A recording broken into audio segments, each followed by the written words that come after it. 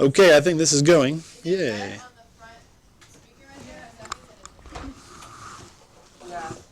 Yep, it is. All right. I don't know about the speaker thing. It's a little strange to me. But it's cool. All right, so this is where we were yesterday. A little bit of reviewing. We talked yesterday about action potentials and resting potentials. We were looking at the neuron. And there was this basic gradient of ions. Is that too loud? Am I speaking too loud? It's not like I'm screaming. So I'm going to try and talk a little bit quieter. Okay? Because that's just you get used. That's your teacher voice, right? That you speak loudly. That's how. At least that's how I roll. It'll be nice. So you have this these ions, right? And they're both positive, the sodium and the potassium, right? But you end up with this net negative charge on the inside, minus 70 millivolts. And what do we call that charge on the inside? The resting potential, right? And this is that nerve is coiled, it's ready. It wants to respond to a stimulus that it gets. Okay? So a stimulus comes along from these other axons that are attached to the dendrites, right? And it may not quite be enough of a stimulus to actually get it going. So the example they've given you here is this minus 62 millivolts, right? So it's not quite enough to break that threshold stimulus, right? The threshold in this case is negative 55 millivolts. I almost said degrees. Millivolts. So we're taking this minus 70 and we're making it more positive, right? By having more of these positive ions come in to the neuron. So the sodiums are outside, potassiums are inside. The sodiums come in when that threshold stimulus is reached. Minus 55 is the number. Okay? So it starts off minus 70 here, right? And once you reach that threshold where it takes it above minus 55, then it starts this action potential. Sodiums come in, and it makes the inside totally positive, even up to about plus 20 way up here. Sir?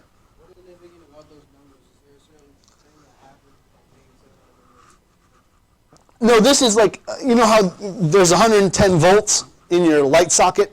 That we're just simply giving a number for how much current is present. It's a tiny amount. Those are millivolts, so 1 volt divided into 1,000 pieces. This is 70 of them. Okay, so it's a tiny amount. I'm not going to come and shock you just because I'm thinking. But there is current going through there. Okay?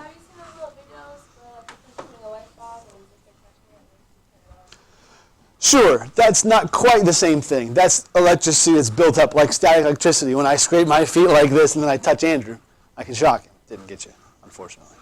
Man. Are you with me? That's what that comes from. Or you could be conducting it through something else, because you are a good conductor. Humans are good conductors of electricity. That's why we shock. What's that? No, it conducts it right through you, and it stops your heart. That's the problem. The heart relies on these very specific signals of electricity to beat. That's why when you're dying, you know, on the ER shows, they with the big shock pads. Yeah, because that's trying to restart those electrical currents in your heart. Okay, so we reach the threshold stimulus. What do we call that then? That the new potential. It's not a resting potential now. What do we call it now? It's an action potential, right? I'm starting the process of sending this signal down the neuron. Okay? So again, those sodiums come in, they depolarize, but then the potassiums get the balance back again, to get it back to that negative 70 millivolts. And we call that repolarization. So first I depolarized, and then I repolarized. To get me back to that resting potential, so the next time I get a threshold stimulus, I can do the whole thing again. I had pushed you to page 227, table 9.1, that was a very good place to get that little 7-step process of how that nerve signal is sent. A very good little summary for you there. Okay? But today, I had asked you to go here to talk, because we're going to talk about reflex arcs, meninges, spinal cord. We'll spend a little bit more, a couple more pieces we had talked about yesterday about convergence and divergence, right? Here's where 2 become 1, and here's where 1 splits into 2, right? So convergence meaning coming together, divergence going apart. And then we also yesterday talked about all or nothing responses, right? Either you're firing and sending the signal all the way down the neuron, or you're not firing at all. If you're sub-threshold, you're not firing. If you get past that threshold, down it goes. Sir? What's hesitation? Hesitation?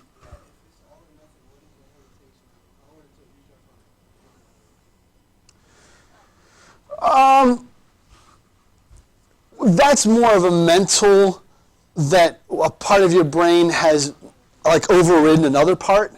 It's not in the actual transmission of the signal itself. Does that make sense? So it's not that the signal started to go and it's halfway down to your arm and suddenly the elbow stopped it. It's that your brain overrode that part. Oh, do this. Oh, no, wait, no, I'm not going to. Good. This is the picture you do not have to know, but I hope it looks fairly familiar to you. Doesn't this look like the muscle picture that you had to learn? It's the same kind of thing. So this is a whole nerve, right?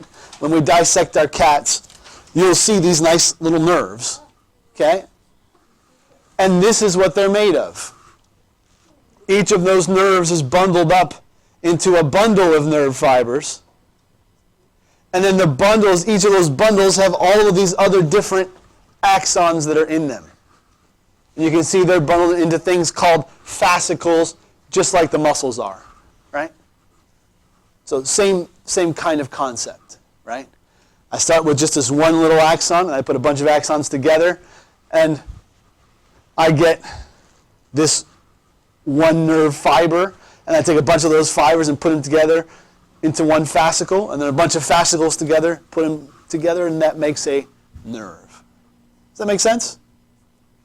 So a neurosurgeon, let's say, for example, my wrist, when I was in, how old was I? Probably 13 years old. I told you the story of me pushing through the window, right? I told you the story? I have this big, huge scar on my wrist here, on my right wrist. Looks like a big T. I've never told you this story before. Well, I'm getting old, I guess. I can't remember what I've said and what I haven't. Yeah, so I won't tell you the whole story. But anyway, I have nerve damage. Like literally my thumb right here, I can't feel. Like it's numbing, it's tingly. My brothers. It's all my brother's fault. I'll tell you the story for worship tomorrow. Okay? But it's tingly, it's numb. So when I cut, a piece of glass went into my wrist and cut the nerve that went to my thumb, went actually to my whole hand here. The surgeon, when they went back in there, had to try and put back together these pieces of the nerve because it had been cut, right? And so that's what they're trying to do. They're trying to reattach these different fascicles together. It's good times. But my hand works fine now, don't worry. It's all good. Lots of good physical therapy. That's actually where I became interested in physical therapy, was from that. Okay, another diagram. And this is kind of a diagram, but hopefully it makes sense to you. That this is basically your whole nervous system in one little piece. This is more just obvious. Yeah. You have something that receives the signal. So let's take your hand, for example. Remember, we looked at the picture of the skin, right? There are these little free nerve endings, right? That's what they were called on your diagram. Right? Nerve processes. That's where, when you deform the skin, when your skin grabs something, it pushes that skin down and causes that signal, right? That is the receptor. And then that signal is sent along the sensory or the afferent neuron to the central nervous system, right? Because we're in peripheral going to the central. And then in the central nervous system, your brain processes that and then sends down to the muscle or to the gland or whatever it is you're needing to do, this signal saying, do something. So the nervous system is all about getting input, processing that input, and giving some output. Yes, ma'am.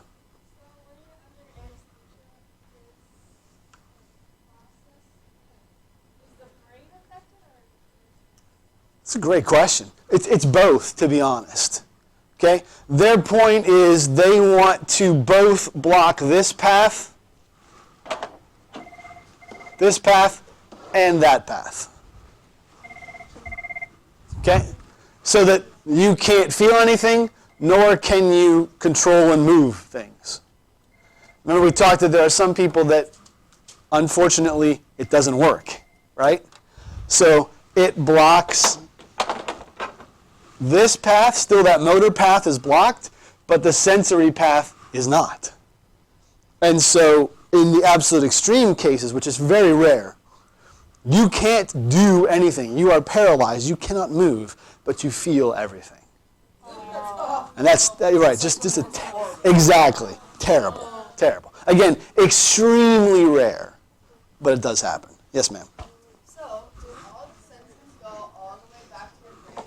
Does it just go, like, let's say you touch the pot, does it always go to your brain and just, like, react? It's almost like I planted that question, since that's exactly what we're talking about. Reflexes next. It's well done, Caitlin. I'll give you that $20 later. Absolutely not. There are some things that don't even make it to the brain because of this protective mechanism. Okay? For example, this reflex. Okay? Where are we at in the textbook here? Page 231. Okay? 231, 232. I went to the one that's second here first. Okay? So, here is a tack. And this is Caitlin's foot. She steps on said tack. Said tack goes into said foot and causes this, stay with me, causes the pain receptor in her skin to fire. Okay? Seeing as it's been impaled by this tack. Right? That signal gets sent up this sensory neuron. And normally it would go into the spinal cord, this little piece, little circle with like a little butterfly in the middle. That's like a cross section of your spinal cord they're showing you. And normally it would go in this one side of the neuron, the spinal cord, and then straight up to the brain, right? And Caitlin would say, ow, that hurts. Okay? And then she would have to send the signal back from the brain, down these motor neurons, back again to to the muscle, right? Comes down a totally different nerve, to the muscle to lift her foot off of that tack. Are you with me? And that takes some time. Even as fast as these nerves travel, on the order of 100 miles per hour, the signal from your foot to your brain, very quickly. It still takes time, right? So instead, you have these things called reflexes, where that signal comes in along this orange line, and instead of going all the way up to the brain, there's this little thing called an interneuron. You with me right here? An interneuron that connects that sensory to the motor piece. And therefore, without you even thinking, it lifts your foot. And pain response is one of those things that does that. We call that a withdrawal reflex. I've touched my hand on a stove. Ooh, I don't even think that it's hot. I pull it back. I step on this tack. Ooh, I pull off of it. If you've ever twisted your ankle, and you really quickly you get off of it almost immediately, of that pain withdrawal reflex. Yes, ma'am. So what about shock? You know that you can endure more pain when you're in shock. You're talking about shock like after a big injury or an episode? Like, like someone, like, you can like walk on a broken Yeah. leg. Yeah, that's much more of a mental condition than something wrong neurologically, even though the mind is part of the nervous system. But that's more of a in the processing of the stuff versus the sensory and the motor pieces. But you don't feel the pain, so then wouldn't that be nerve? Yeah, so you're still getting inputs. It's not that something has happened to the input. It's just that the brain is choosing to ignore that because it's been so traumatized. Does that make sense? Okay. So with me, my friends, this interneuron, this quick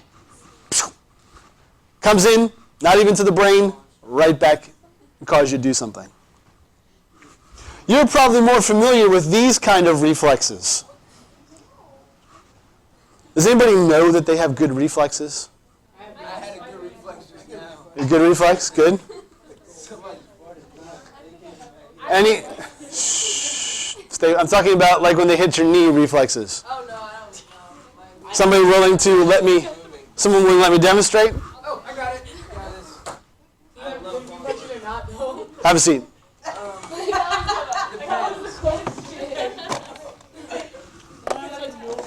I'm just trying to use my finger. So you're gonna like. All right, I'm gonna back you up here. Oh, no. All right, so you've gone to the doctor, right? Shh, stay with me. Just a little gas. Shh. Right here. Shh. Thank you. You've seen these hammers, right? That they do it on your knees, sometimes on your elbow. There's some on your wrist, on your foot, depending on what kind of reflexes you're testing. What they're doing, friends, is they want to see, are these sensory pathways working? That's the whole point behind these reflexes. When I was a physical therapist, when we were doing an evaluation, we would check these. And I knew if I could not get his knee quads to fire, then that muscle is controlled by mostly L4. So I know there has to be a problem either above L4 or at L4. There are other reflexes you could do that will tell you other levels of the spine. Are you with me? So let's see, CJ. So basically, you need to just relax. Don't try and hold. Don't try and help me. I'm pushing right on his patellar tendon. You with me? And I do this. Can you see it? And so I need. It's not as good with my fingers, but yeah, we can get it to work. And you feel it, right? Yeah, it contracts. My wife has a great one. She's one of these that you can actually hit it, and if you keep hitting it, it'll keep getting tighter and tighter and tighter. She hates that when I do that, but it's fun to do, right? The same thing, you can get it if you push their foot up, their toes up, and put a little bit down. Don't help me. Try and just relax. If I push this up, and then I push on that calcaneal tendon, right? And it makes his gastroc. You see that? It makes his gastroc fire. That's weird. He's not doing it. I'm just hitting it, and you have really easy reflexes here. It pushes down like he's pushing on the gas pedal. Okay? Thank you, sir. That's perfect. I'm sorry you couldn't see. You want to come a little closer? I'll do it one more time. Elbows are tough. We can try it. It's better if you have a hammer. So this is, I'm going to check his triceps. Okay? Triceps are C7, C8. That's what innervates that muscle. So again, just you got to relax as much as you can. And if I push here, it's not going to work. Because you have this big sweater on. And I'm trying to hit right where that triceps attaches onto the olecranon process, right? Back on that ulna. I'm trying to hit right on that tendon there. Yeah, no. No, it's hard. But we definitely got good ones in from his quadriceps and from his gastroc. Thank you, CJ. Appreciate it. Okay, so I'm telling you, if we go back to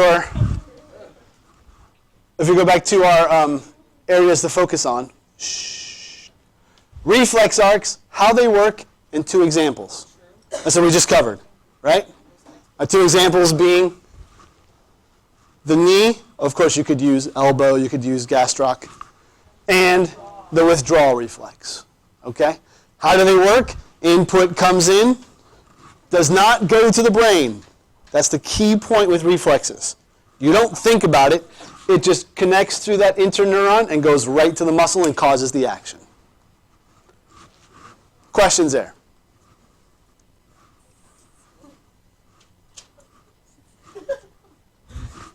Question? No. Oh, you're good.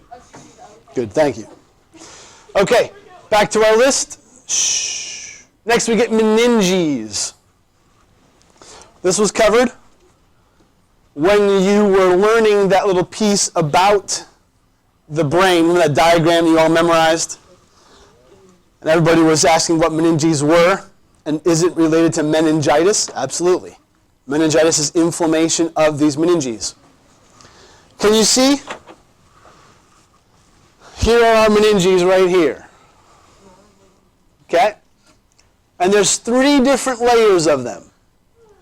We have the dura mater, the arachnoid mater, and the pia mater, or matter. I've heard it pronounced both ways. Okay? 3 different levels. Shh. In your textbook, this is over... Oh, if I put my chin down, I speak right into the microphone. Here on page 232, 233, you can see there these meninges. And what they do is they cover the brain, right? It's hilarious. Shh. My question is, what's the function of these? All of them? Yeah. Protection? Okay. Is there anything else? Or how do they protect? Okay, so it's just a wrapping, a layer around. I'm comfortable with that. What else? I'm sorry? What's that? Support, okay, good. Yep, again, giving, because when your brain is basically like Jell-O. It's a very soft kind of thing. You'll see when we do our cats, we had one that we were able to get the skull open last year so we could actually see what that brain is like. And it's very soft. Very easy to move around. Nah, we have masks, yes. But what else can you see? Shh, stay with me now. Can you see we've got these 3 layers, right? The white is the dura, the arachnoid is the purple, the orange is the pia. Can you see that there's some space there? This blue space, this subarachnoid space. What's in there?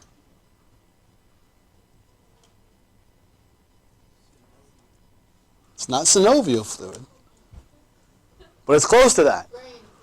It's brain fluid. There's a better term we have for it. You're getting closer. Neurologic fluid is closer.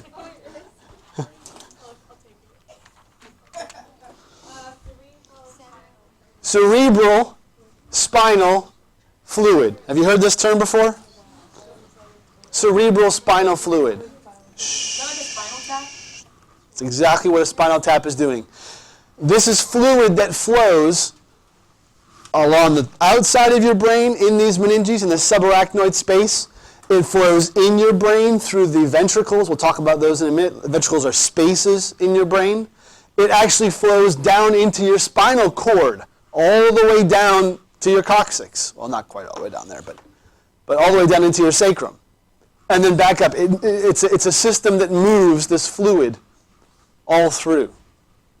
And that's definitely a protection. Okay, you basically got this fluid cushion around your brain. So a spinal tap is when they go, because they can't, it's not as pleasant to shove a needle into your brain. So they literally will go in between these, they actually do it from the side here, go in between and go through, not through the bone, but through the disc down into the actual spinal cord.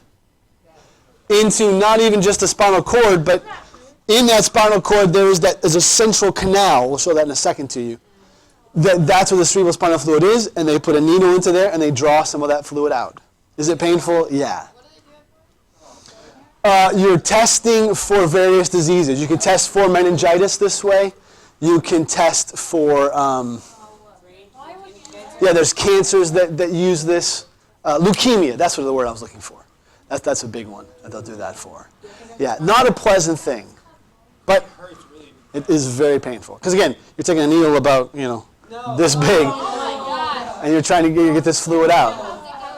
I don't. Who does that? Like, wait, how An anesthesiologist usually, or a neurologist. does it heal? Oh, sure it heals. Yeah.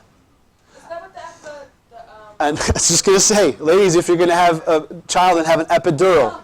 An epidural is where it's not as big of a needle, but it is the same kind of a needle that they put down into your spine to put medication that helps numb you for childbirth.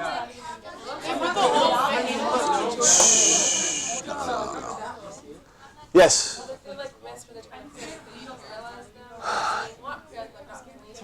Stay with me, guys.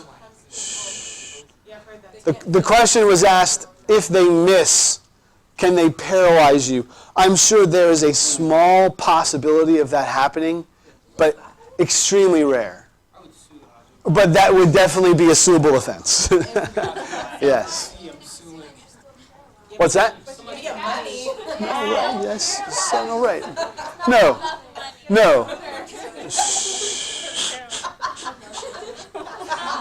Yes. Shh, come back to me, Lisa.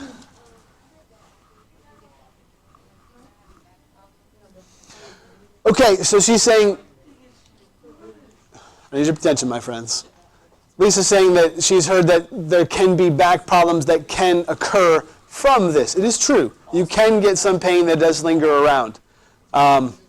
Just like any surgical procedure, there are risks involved. Most people feel that it's worth it to have less pain through that childbearing process. So my wife had 2 epidurals for both of our kids, and occasionally she'll say, oh yeah, it's sore, and it's exactly in the spot where they put the epidural in. But it's by no means a debilitating, everyday kind of issue. So it's like everything in life, my friends. There are pros and there are cons, There's very few things that are all good or all bad. Okay. Any other functions we missed from that section on the meninges? I'm pretty sure that's the only pieces that we had. So protection, cerebrospinal fluid is produced actually there in those meninges. In that dural area. Okay. Let's go back to our list. Last but not least, we're into the spinal cord itself. So, here's a picture. Shh. Got a lot of conversations. What's worse is that when you listen to this recording, you'll be able to hear your consistent talking. Isn't that terrible? Probably not. Okay? So, you can see that they're peeling back some layers here. Okay? Can you see that there's still these 3 layers that extend not only around your brain, but all the way down into the spinal cord? This is a thoracic vertebrae that they're showing you right here. Oops, what did I just do? This is a thoracic vertebrae. So even down there, you still have these 3 layers. Dura, arachnoid, pia. The dura is more superficial. The pia is more deep. You with me? They're literally on top of each other. And you can see that blue is the layer of cerebrospinal fluid that's there in that subarachnoid space. Subarachnoid meaning beneath arachnoid space. And then here's your spinal cord, this yellow piece right there. You can see how it fits in that central canal, that area, the hole basically, through the vertebrae. And then you see that there are these spinal nerves that come off. And then it splits. One side is sensory, one side is motor. We'll talk a little more about that in a moment. It's not a very big thing, is it? And you can see that, these vertebrae, we've blown it up a humongous amount here. But, they're just this big, right? As big as a skeleton.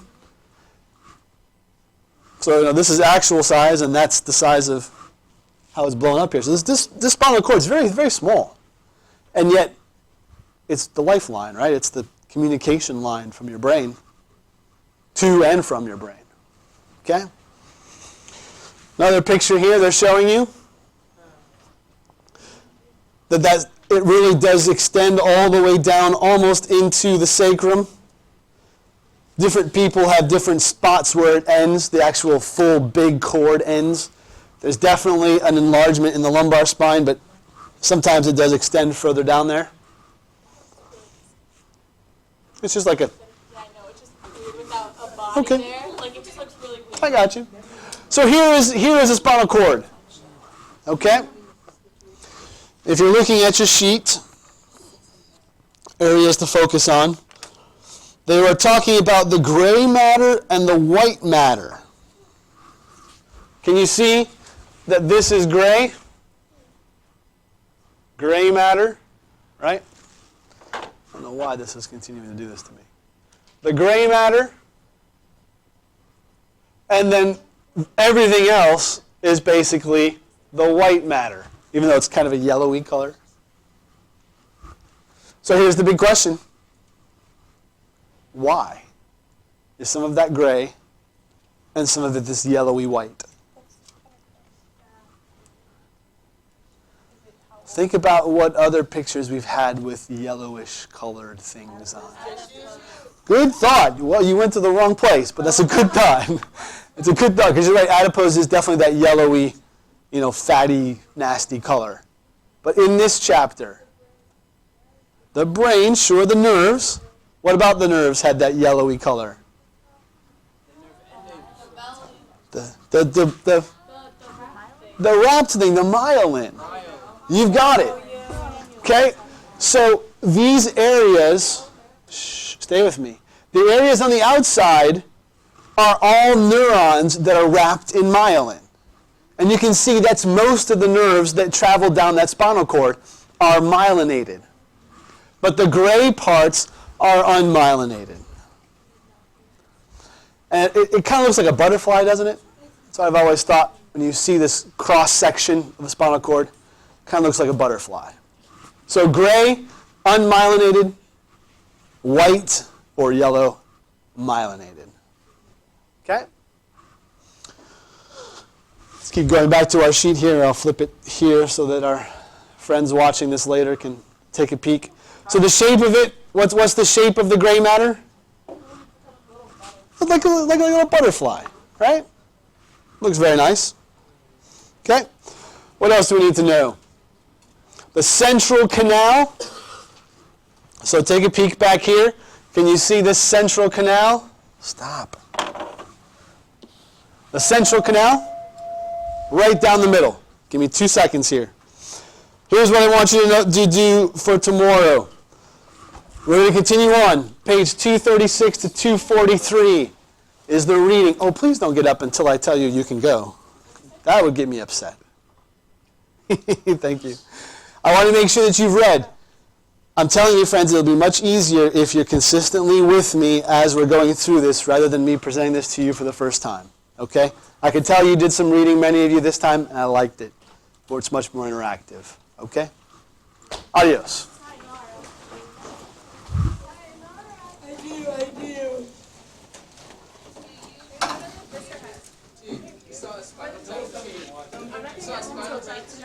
Okay. Do it tomorrow, like try to figure this out.